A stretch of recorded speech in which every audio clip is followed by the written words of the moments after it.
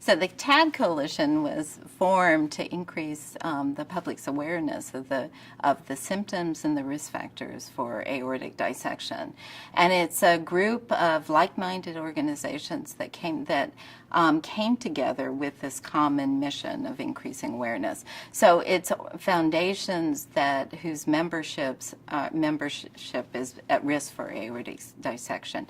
So it's the National Marfan Foundation, the Vascular Ehlers-Danlos Syndrome Foundation, and then the John Ritter Foundation, because there's the John Ritter Foundation represents those individuals that have a risk for dissection that don't have one of these syndromes.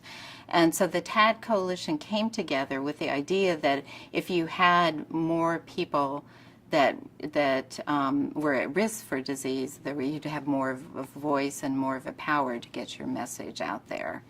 And so the TAD Coalition was launched with the release of the treatment guidelines for thoracic aortic disease. This is the first time that there's ever been written and endorsed guidelines for this disease.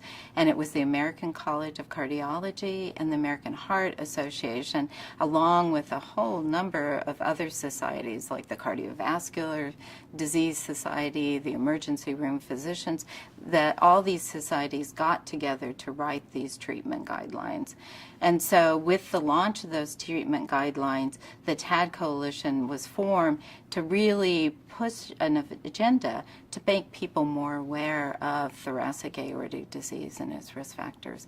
Because I think there's a lack of understanding of the risk factors for thoracic aortic disease, whether it's Marfan syndrome or Loeys-Dietz or other risk factors like high blood pressure and congenital heart defects.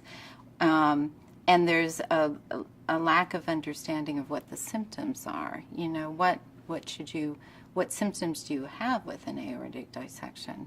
And so we formed what has been called the Ritter Rules after John Ritter, who died of an acute aortic dissection. And in these rules, we list, first of all, the symptoms of a dissection. Then we go through, very simply, the risk factors for that disease. And so, now the coalition is working on making sure there's educational materials, such as this video, for on aortic dissection for both people that are at risk or who have had a dissection or have had a loved one who died of a dissection, and also a set of information that is pulled from the treatment guidelines for the physicians caring for